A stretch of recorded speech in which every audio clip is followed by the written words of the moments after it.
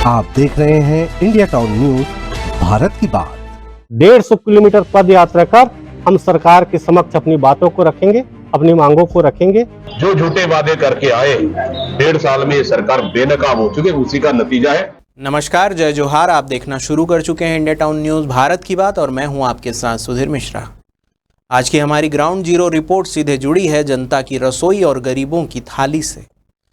बस्तर संभाग में 4 अक्टूबर से सभी राशन दुकानों में ताले लटकने वाले हैं, यानी ना राशन मिलेगा और ना ही चावल, और इसका सीधा असर पड़ेगा उन लाखों गरीब परिवारों पर जो हर महीने पीडीएस की दुकानों से अपना हक का अनाज उठाते हैं। चलिए बताते हैं आपको पूरा मामला विस्तार से। दरअसल जगदलपुर मंडी परिसर में बस्तर संभाग के पीडीएस दुकान संचालकों की आपात बैठक हुई। इस बैठक में बस्तर से लेकर राज्य भर के पदाधिकारी मौजूद रहे और यहीं से लिया गया बड़ा फैसला। 4 अक्टूबर से सभी पीडीएस दुकानें रहेगी बंद। इसके बाद शुरू होगी पदयात्रा जो पहुंचेगी राजधानी रायपुर तक और आखिरकार घेरा जाएगा मुख्यमंत्री निवास, ऐसा उन्होंने बताया। लेकिन आखिर इतनी नाराजगी क्यों? तो आइए आपको बताते हैं पूरी कहानी।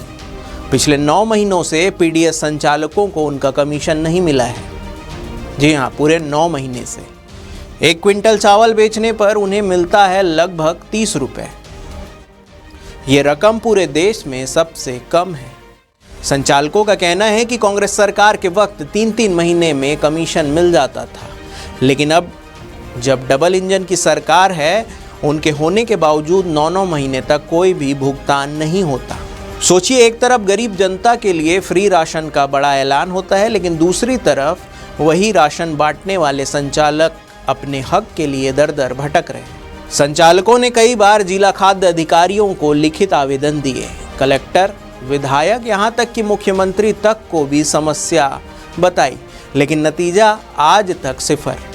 किसी ने कोई भी कार्रवाई नहीं की। रामदेव सिन्हा साफ कहते हैं कि अब हमारे पास कोई दूसरा विकल्प नहीं बचा है। अगर सरकार ने हमारी मांगे नहीं सुनी तो दुर्गा पूजा और दशहरे के समय आम जनता को राशन नसीब नहीं होगा।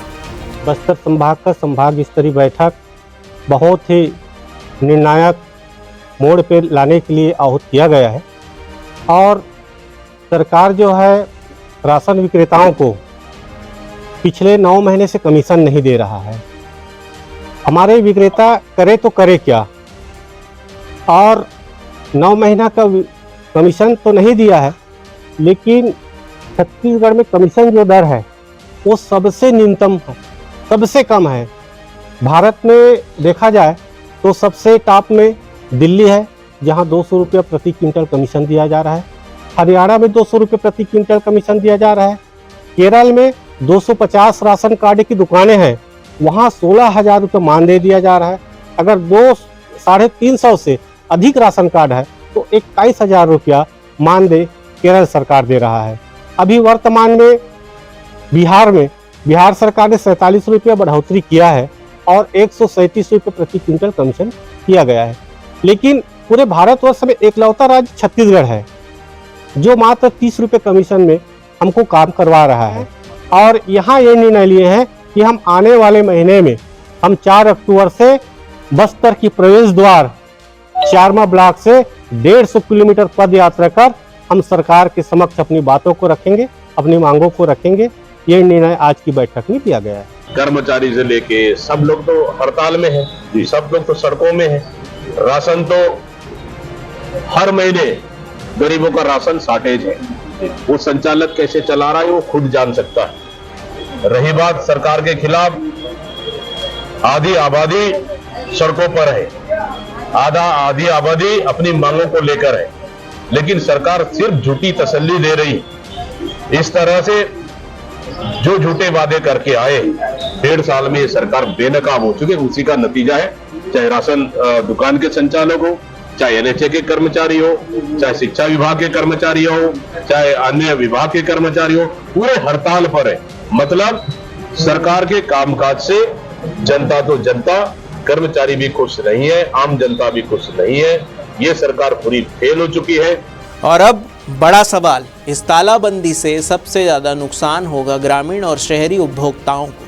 गांव-गांव में राशन के लिए लंबी कतारें लगेंगी, गरीब जनता परेशान होगी और इसका सीधा जिम्मेदार होगा सरकार। तो 4 अक्टूबर से बस्तर संभाग में राशन की दुकानों पर लगेंगे ताले, संचालक करेंगे पदयात्रा और घेरेंगे मुख्यमंत्री निवास।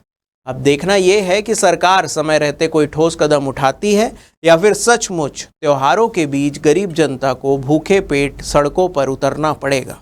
फिलहाल के लिए बस इतना ही। यह ग्राउंड रिपोर्ट भेजा है जगदलपुर ब्यूरो से निखिल देवांगन ने। देश प्रदेश की तमाम खबरों से अपडेट रहने के लिए देखते रहिए इंडिया टाउन न्यूज़, भारत की बात। जय हिंद।